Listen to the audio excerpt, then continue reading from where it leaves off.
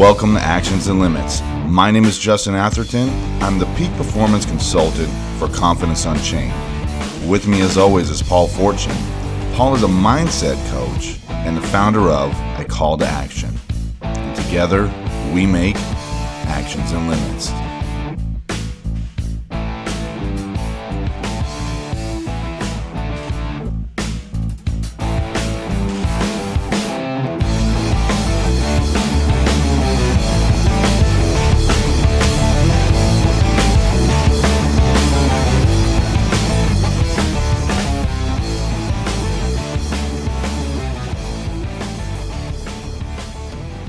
Welcome to the show, the podcast where we talk about the actions you can take and the limits we create.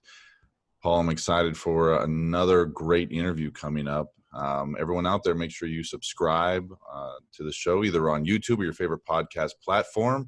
Find us on Facebook and Instagram at Actions and Limits to stay updated on all our upcoming content. Paul, I'm really excited for our guest coming on the show today. Vinnie Fisher is going to be on the show, and I know we were both checking out his content. I'm excited to hear him talk about his book. I think this book, The CEO's Mindset, I think it's going to have a lot of great topics, and I kind of want to pick his brain about that and see how he came to write that. Yeah, I mean, being an entrepreneur is a hard job. I mean, people think that entrepreneurs are on their big yacht, sailing around the world, but that's not the case. A lot of times they're in their basement, struggling to make it work, having, balancing so many things. So it's nice to see somebody who's very successful and giving his insight on how he became successful, because it wasn't an overnight success for him. Now he's a very smart man. Reading his bio and everything else, he'll tell you he's not very smart, but he is very, very smart, and he's very with it. So yeah, a lot of great information that he'll provide with us, and I have a lot of questions to ask him. What's that? It's that difference between book smarts and wisdom, right? Like knowing that you're not the smartest person in the room is a smart thing to say and a wise thing to know, right? It's like, put those other people to work for you. And yeah, he has been very successful multiple times. It's not just one company. He's had multiple companies. So I'm super excited to pick his brain, and he's got to have a lot of energy to be able to handle all that and to, just balance all those different ideas and figure out how to, recreate the process. So it's not just like a one-hit wonder type thing. He's like, hey, I'm recreating this process again and again. So I'm excited to hear what he has to say and check out his book, because there's got to be some great insight there. Let's bring him on. Yeah, let's do that. So Vinnie Fisher is an entrepreneur and best-selling author who has over 20 years of experience growing and scaling multiple 8-figure companies.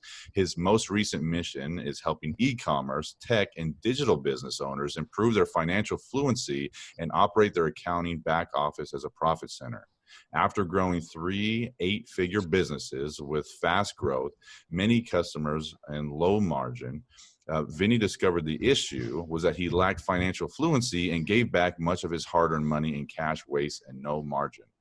With no good solutions in the marketplace, Vinnie founded Fully Accountable, an outsourced full-service cutting-edge accounting firm that helps e-commerce and digital business owners through fractional CFO and accounting service. So everyone, welcome out Vinnie Fisher to the show. All right, everyone, welcome Vinnie Fisher to the show. Vinnie, so glad to have you here in the Actions and Limits podcast, man.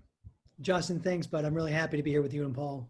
I know Paul and I were checking out your content. And it sounds like you've got a lot of different projects going on. I was really excited to hear about the book. What got you into this world though? Like where did all this come from? Like, give us your story. Yeah, it's a great question. So what came first, the chicken or the egg? Like I'm by profession, a trained corporate lawyer. I had a thriving corporate practice where I had a tax specialty. Midway through my career, probably, I guess at the end of my corporate practice, I met this young, brash, super over arrogant, young internet kid who was killing it. Came in my office for some extracurricular planning, and he started talking to me about the internet. And I'm like, what? What's a domain name? What's this? What's that? And so that's late 2006. Well, fast forward to early 2007, he has a major blow up with a business partner. I didn't cause it, but I did help some issues in the drama part of it. And what next thing you know, we're business partners. And I'm on this road to learn the internet. And by the time 2010 came around, we had this massively large 8-figure company together in publishing of digital products when the tech didn't exist. And ever since then, I've been on like this digital internet run. I had a large web hosting company that, you know, it was the genesis of writing my book, The CEO's Mindset, because I got under the hood of what it looks like to break a $40 million company and how much fun that is. And then from there, you know, I launched and grew a really large health supplement brand that we subsequently sold. And it was during that phase that I kind of realized and matured this whole idea of like how to have a profit center mindset in your office and the way you run it. And I realized like the old way of doing back office stuff just was awful. And I just needed that to change for my own business. And I'm not an accountant. I'm not any of those things. And we set out to change that for ourselves, and we did. And that's super fun. And that kind of led to the book writing stuff where I kind of bled out the truth of my journey and growing and having the wonderful pleasure of building 2 8-figure companies and breaking one of them massively in front of everybody. And the journey I've learned through that and what I do to grow our companies. And here we are today, now another 8-figure company and with some wonderful growth. And because of everything that's going on, we look like an overnight success 6 years later. Wow. That's Wow. Let's go back even further. Let's go back to college. All right. You know, obviously you were into law. Is that what you always wanted to be, was a lawyer, or was that something that your parents wanted you to do? How'd that come about? Yeah, so it's funny. My fraternity brothers are listening going, no, he was just an idiot. So I'd say in high school, you know, I started hearing these things from my family. We had a pretty broken family, but from the standpoint of like the parts of it that, you know, I had parents that tried their best and I know loved me, but we had a lot of brokenness. But what I've heard regularly was, you know, and my personality was built as a debater. I'm always debating. So Paul, you and I are debating. I'm going to actually pick up your part of your argument if it's better, even if you're incapable of doing it. So I've always had that gifting. Well, you know what comes along with that? People are like, man, you should just be a lawyer. And so I was gifted with like oration and the ability to communicate quite well, I think. And so I kind of took that and didn't like the process discipline of order and structure and the other parts that go along with it. And so I just kind of worked my way towards law school. And I'm so thankful because I live in gray. I don't live in black and white, and there are 2 different ways to live in that world. Mm-hmm. And so I always have been gifted with looking through a solution where everyone else sees a problem. And I just love that. And now the fact that I actually have a massive legal discipline on top of that makes me an excellent negotiator and deal maker. I like that aspect. Like you said, like looking through the problem and trying to figure it out. That's like that whole mental toughness aspect. Like, how would you pass that on to someone else? Or do you think that it's just something innate that you're born with, the whole nature versus nurture type thing? You know, we all lead people, right? And so I just to preface that book, The CEO's Mindset that you referenced, you know, the most important chapter that I would love our community to read. And by the way, here's how much I care about you reading that first chapter. I've created a free way for you to get it. I've created fullyaccountable.com/actions and limits. All you have to do is go there and raise your hand, and my media team will send you the book and other materials for free. It's all yours. I don't want anything in return. I guess the only thing I'm going to get in return as a marketer is your email address. But I got to have some way to get you the things that, and maybe at some point your mailing address, because I got to get you this stuff. But, you know, and we'll market to you how awesome we are. But in return, I'm not asking for anything other than one commitment. At least read the first chapter. And in that first chapter, Justin, you're going to hear the secret for me in growing business. And so I learned early on that I'm a people over process type person. I think it takes people and process to truly grow profit. I think you can't do it without both. But if I have to pick one or the other, I'm picking people and then building process. I'm not doing process and then adding people. I think that equation's backwards. The problem with someone like me who's a control freak, who will be a quick start, is I had a real problem with someone who lacked the wisdom or knowledge I had. I wouldn't hand them the ball. I always thought I needed to be the hero. So somewhere along the way, I had to get comfortable with this gap between the way I did it and someone else did it. And I came up with this thing for me that said, if it's 70% of what I would do, then can I live with that and letting someone else do it? And so I call it my own 70% rule, where like, I got to let other people do things or I'll never grow an organization beyond my shadow. And so it's a principle I live by. Now, the good news is I'm inherently lazy. So I love that principle. Let someone else do it. But I'm also pretty self-aware of my limitations. And so I surround our team with people who are high achieving people that match personality wise and culture wise me, but fill in those other dents that I otherwise couldn't fill in. Yeah, well, Vinnie, Yeah, I like that. Yeah, thank you so much. That's so generous, to put your book out like that, Vinnie. So I'm sure our audience will really appreciate that. And then awesome. Before that even goes any farther, I wrote probably a better book called False Prophets that they can have with it. So when they go get the book, they can have them both.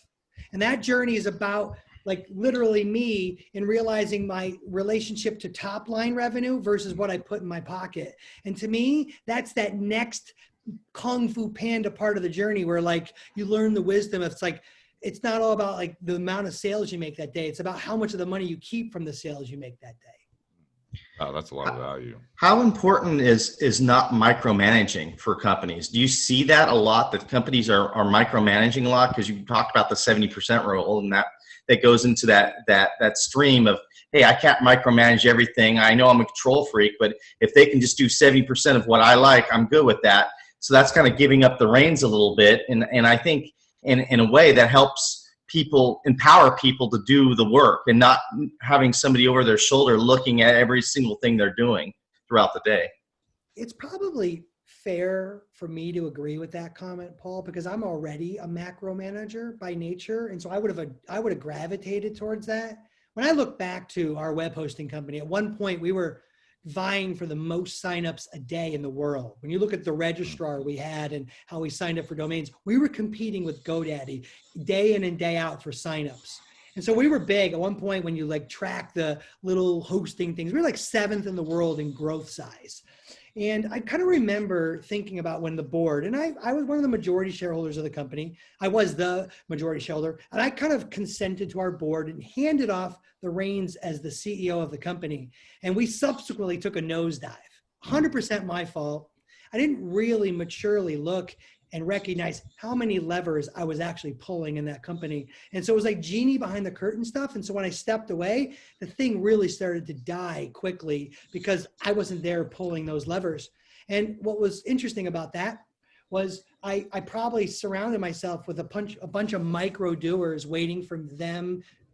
They were honestly waiting for me to tell them what to do. And so now looking back at that, I'd say that, each leader has some part of their journey. Like if you're built a certain way, like someone who has this need to micromanage should put and understand what they're going to do with limitations around that. So since I'm a macro manager, my COOs of our 3 different companies need to be very process driven, very, very detail oriented people, because I would broad stroke things. And so my mindset would be once I get vision and strategy rolling, I'm kind of like done. I'm expecting the rest of it to be filled in. That's just my personality. If I was more of a micromanager, I would tend to probably get caught a little more in the details of the execution of that. And so I think it's important to take a litmus test on that. But I do know this, regardless if you're a macro manager or a micromanager, if you don't give your top performers the like freedom to like thrive inside of your strengths and weaknesses, the thing will never grow beyond your shadow. Yeah, that's something I've heard a lot of newer business owners struggle with, is that delegation process, like the ability to let go of the reins. I talked to one guy who was running a fitness company, and it was like supplements and everything. He literally said he made every single decision down to the labels on the packaging, and was afraid to take even a day off. And so there's no way that that's sustainable. No, it's actually, one hiccup in that business leads to, a path that he and or she never wanted. Mm-hmm. You know, I gotta be honest with you, that's if you take my dare and get the CEO's mindset, I break it down into 6 departments that a company really has. And at the end of the day, your highest and best use as the leader could move based on the season of the business, where you belong, what you belong in. But really every day, there needs to be role replacement as you can effectively address margin in the company and effective business. I just had the one, if I could do one thing again in this book that I would have added, would have been my cadence to boredom. I took boredom incorrectly early on in my career. I looked at boredom as a reason to go open another company or create a distraction or avoid some things. And like, boredom is actually a compliment to the consistency and process of a company. Instead of embracing that and maybe then go for a bike ride or take a nap or let someone else handle it, I would go find a way to break it unintentionally because I was either bored or because I slept at a Holiday Inn and had some money in my pocket, I suddenly could go open another 7-figure business with all my arrogance. And that's part of the journey of building something. We all get caught up in this, like, we got to do everything because we have all the wisdom. Well, I was thinking about this morning in my devotion time and reflecting about, you know, like, I was like, I just want to make sure that I'm having patience with compassion, with developing the leadership under me, remembering that they don't have the wisdom of the years that I have, and how can I come alongside them so that a couple of years from now, they are in this position where we're continuing to build multiplication in the organization. Did you have an aha moment about that boredom where you're like, okay, you know what, I'm just going to embrace the boredom. I'm not going to go out and try to build another company. I'm going to focus on what I'm doing right now and steady the ship? Or when did that all happen for you?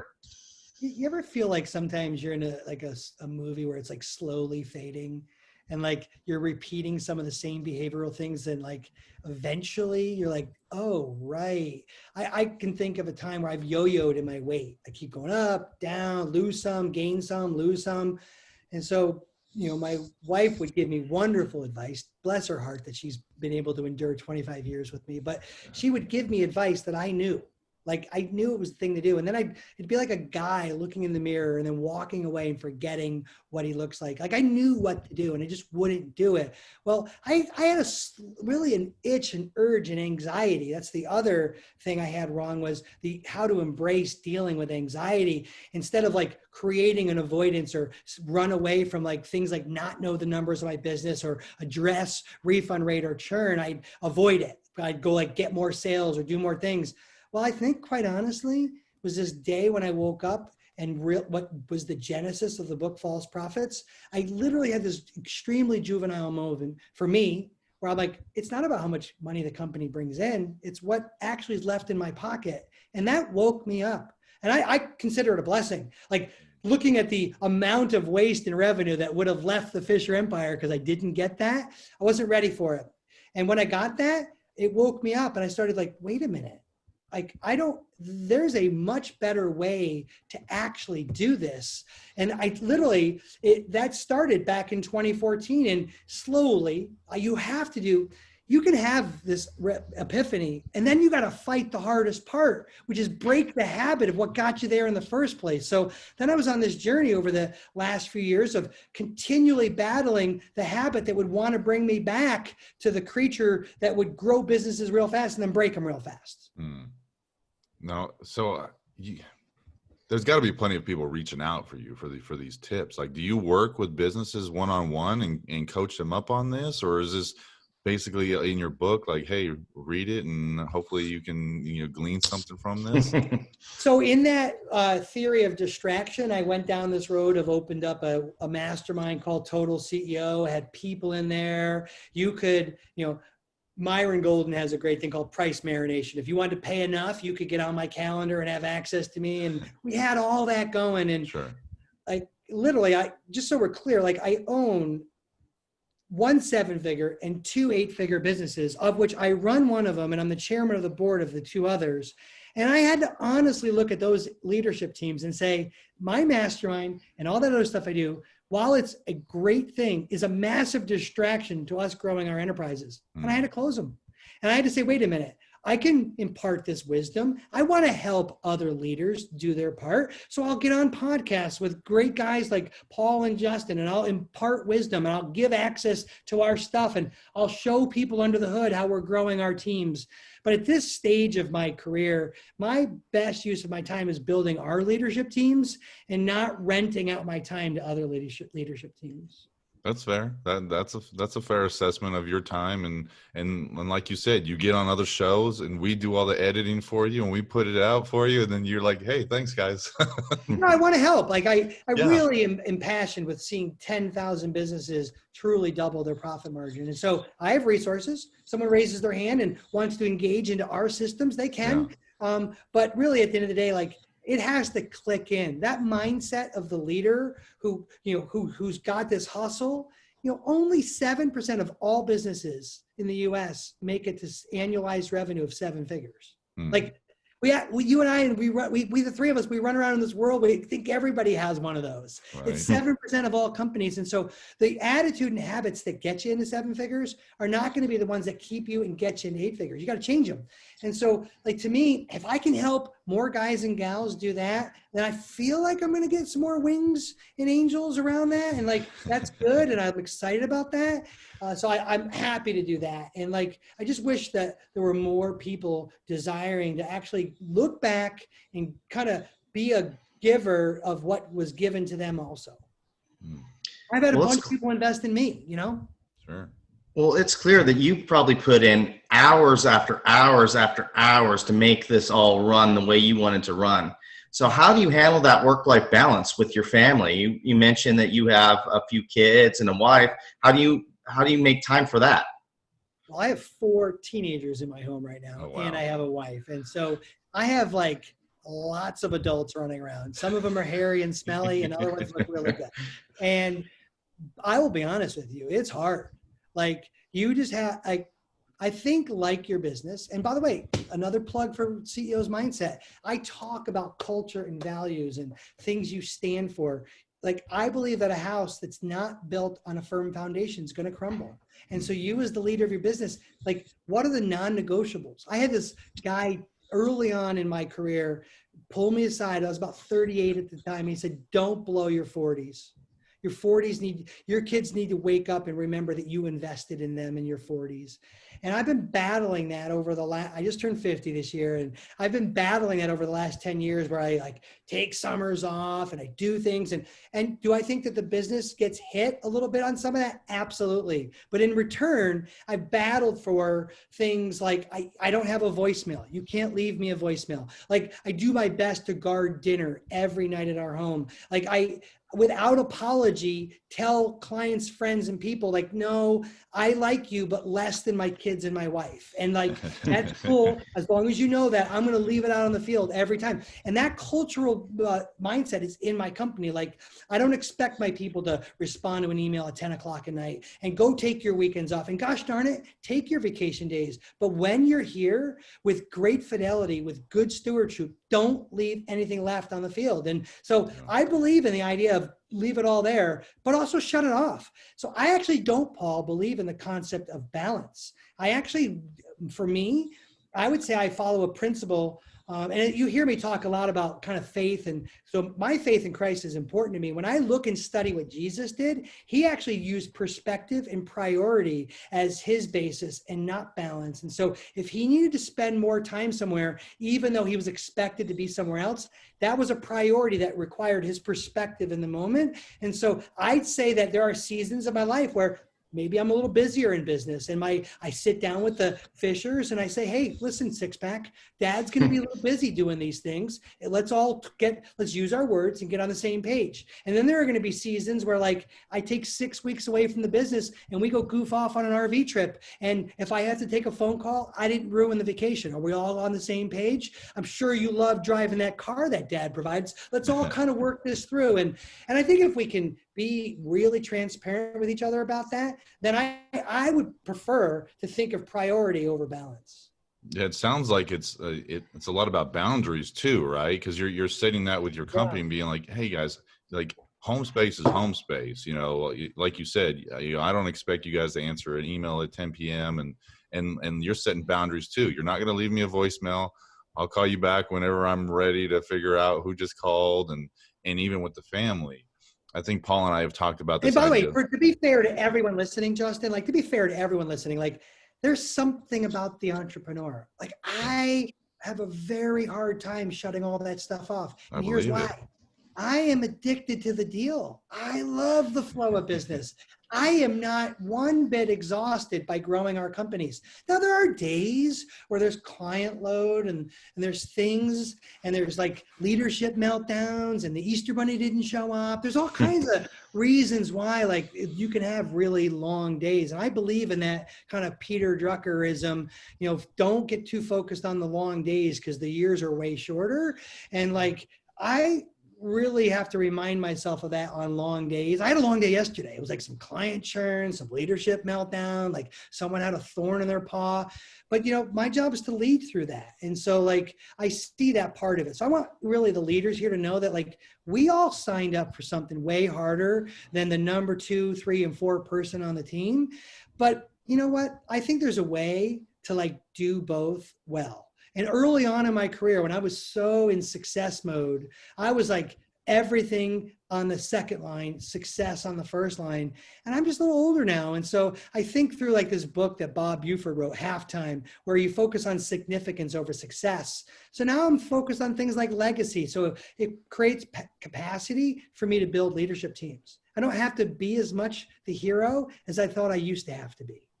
So how do you instill that into others? Because it's a little bit of a downshift, right? Like you said, for all those motivated, driven people that are like, success, this is what it looks like, to downshift and go, hey, like you said, priorities. The family's a priority. Time with them is a priority.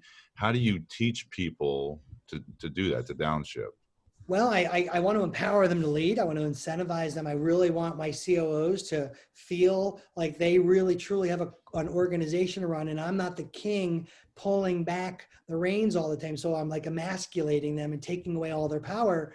Ironically, if we just look at me, the leader, and we're completely transparent, the more I move away and the more I lead my leaders, I make more money. Mm-hmm. And like things are better. And like someone's like, oh, you must be working a lot right now. I'm going to be as completely real as I can. The more I work on thinking and going for a walk in the woods and actually think about our businesses, we do better. Like when I'm in there tinkering too much, like we're chasing too many things. And so if you're a tinkerer that likes to get your team going in multiple directions, then I might proffer to you, then you might need to back away from the business a little bit. And it actually might do better with you doing that. Yeah, that's a very interesting concept. And it's probably something hard for people to swallow too. It's like, oh, you're telling me to back up and release, you know, the power over there. That I can only assume that that's a tough, you know, pill for some people to swallow. Every day I have to, it's like watching your teenager make a decision that looks like a train wreck. If I really embrace the 70% rule, then I have to watch my COO handle a client disruption differently than the way I would handle it. And did she bring enough humility to the table? And did she own the part that we didn't do well? Would she have done it? Is she embracing the DNA? Like I have to sit there and watch that and go, okay. How do I coach her through this instead of jumping in and trying to save the deal or blah, blah, blah, blah, blah. I'll tell you, man, when you're the one who's used to being the hero, and you're the hard driver, and you're the one who's Midas, and you can touch things, you got to fight that hero complex, or you're just going to have to always run everything. How do you, you know, with a lot of things going on your plate all the time, how do you know what to attack?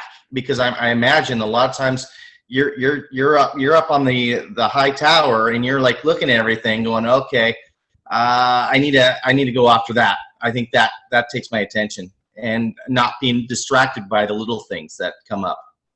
I'll be real with our audience. Probably the biggest dent that I've had to always work at in my life is not having a proper respect to the protection of my time. So I'm a marketer, right? So I love to market. I used to test things all the time. You know, people believe incorrectly that price is the elasticity to test. really, truly, if you want to actually truly test a thing that works well, just ask someone only for some of their time. They'll tell you it's their most valuable asset, but it's the first thing they'll give you. They'll give you that before they'll give you their money.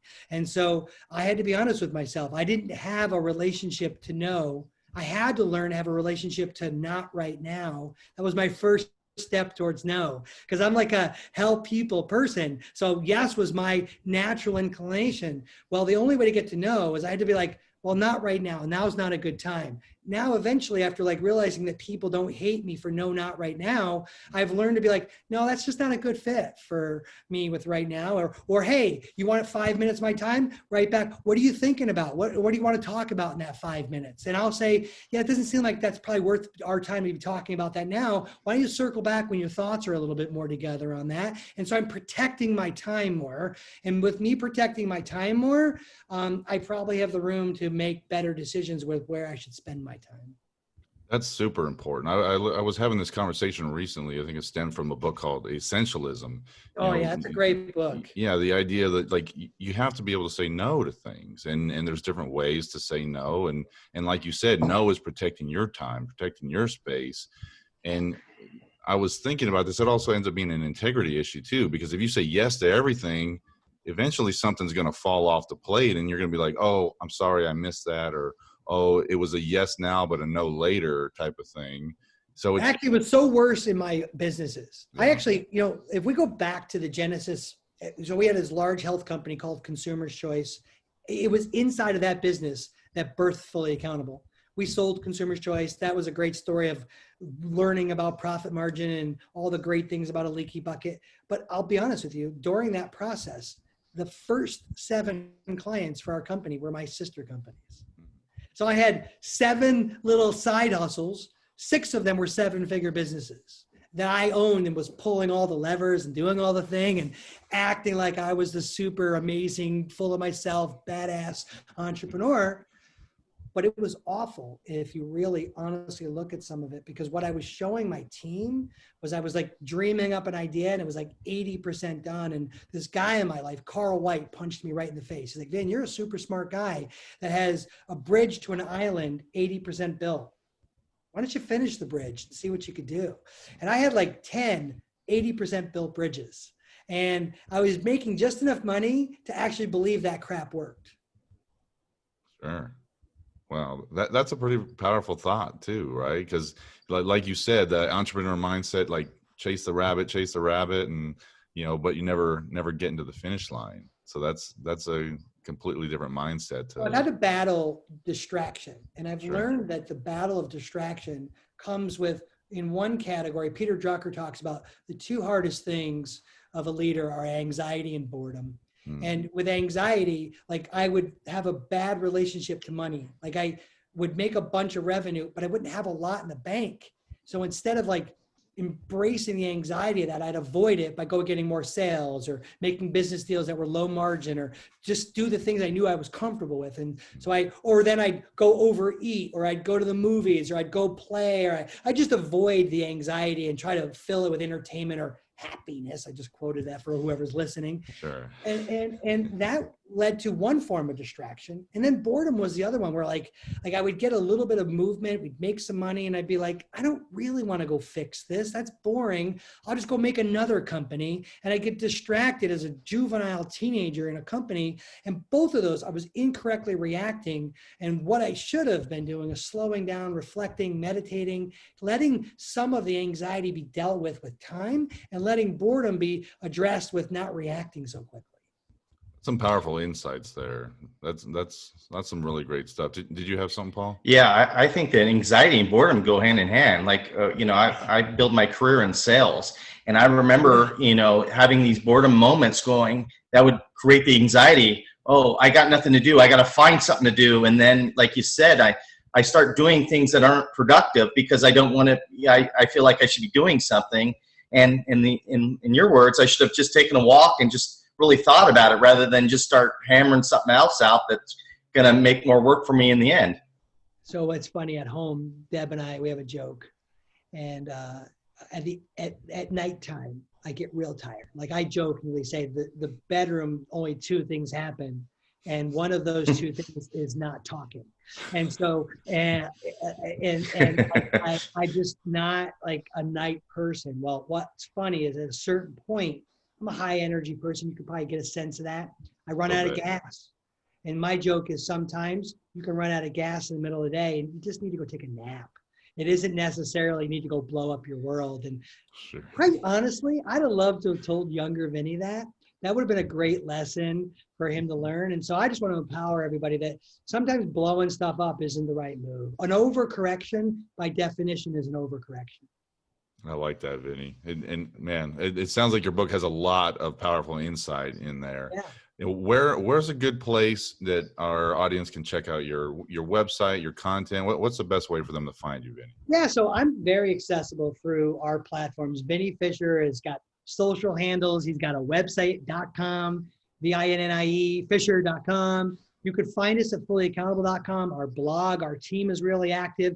But really, what I want to help your community with as a gateway into us is go to that gift page we give you at fullyaccountable.com/actions and limits. And because you guys are doing this awesome stuff, my team has built a gift page to give to the community of these things to do. Go read the books, like take the action. I believe that if you're always going to be learning, the best thing a leader could be learning is self-improvement. The better your house is built on a foundation, everything around you will grow and will improve. I love that, Vinny. I think that's some great insight. And and maybe you kind of answered it already. We like to wrap up the show asking our guests with the title of our podcast, and mine, Actions and Limits. What would you say is the number one action that people can put into play that would make a huge difference in their life right now?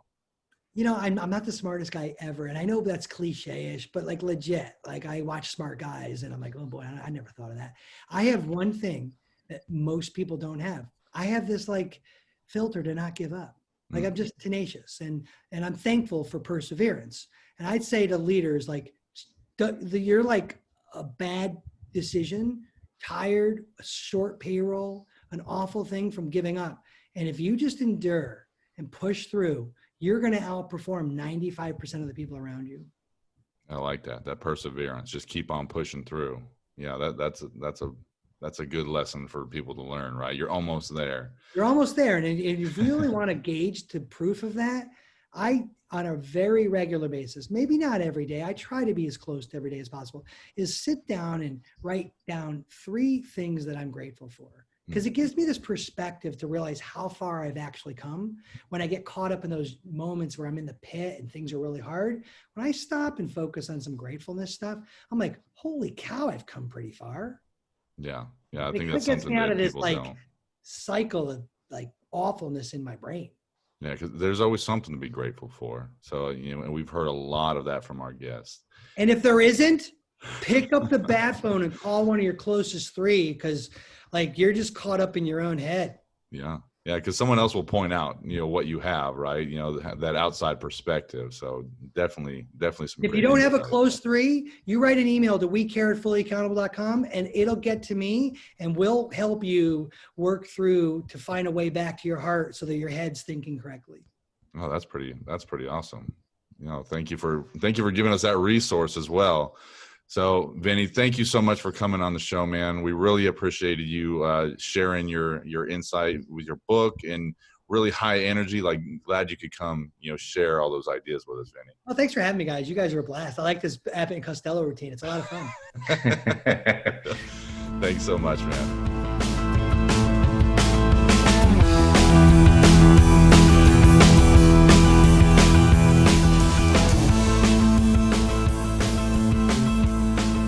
Oh, what a great guest Vinny was. He definitely had a lot of energy, definitely had a lot of insight to share. Man, I'm excited to check out that book, man. Oh, absolutely. High energy is an understatement, man. That guy was on top of things, right? He a personality for sure. I could just see him, at work, just doing 8 things at one time and just loving it, loving the stimulus of, getting in there and working. A lot of good information for small business owners.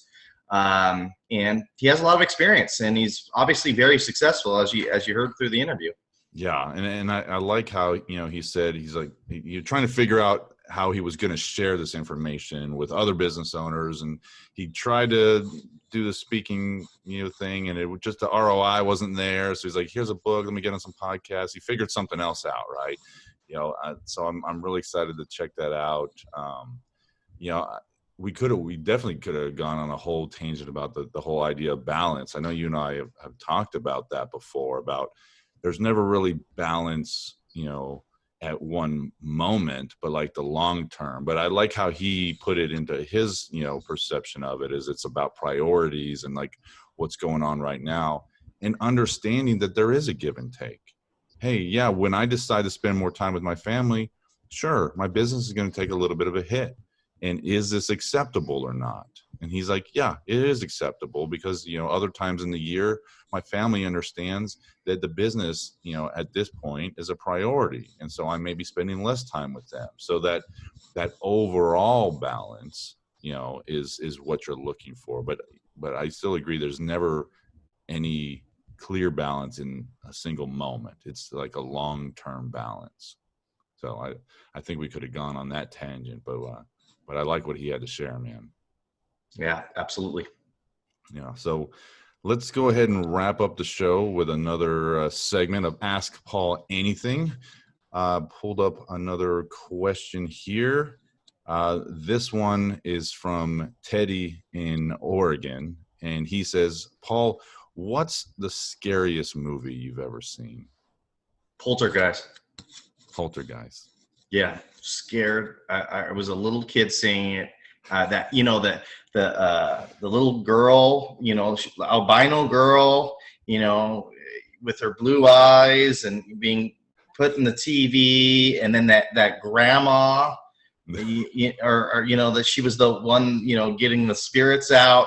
It was a scary movie, and I didn't know this, but I just recently found out Steven Spielberg directed it. So. But yeah, that movie, and then the backstory of all the bad things that happened to all the actors afterward, that scared me too. How old were you when you saw that? Gosh, I don't know, 6 or 7. Oh, Jesus. Yeah. No wonder you were scared. Yeah. There's no way.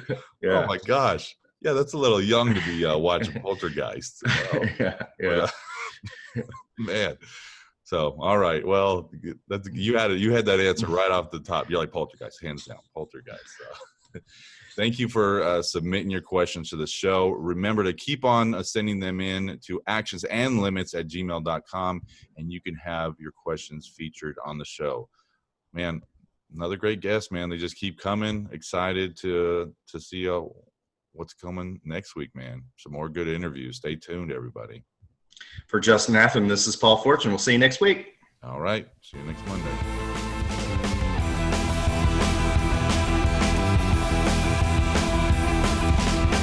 Thank you for listening to the show. Don't miss an episode. Click and subscribe to our YouTube channel. Follow us on your favorite podcast platform, and find us on Instagram and Facebook under Actions and Limits to stay updated on all our upcoming content. Continue to email the show at actionsandlimits@gmail.com for our segment Ask Paul Anything. Thank you for listening. We'll see you next week.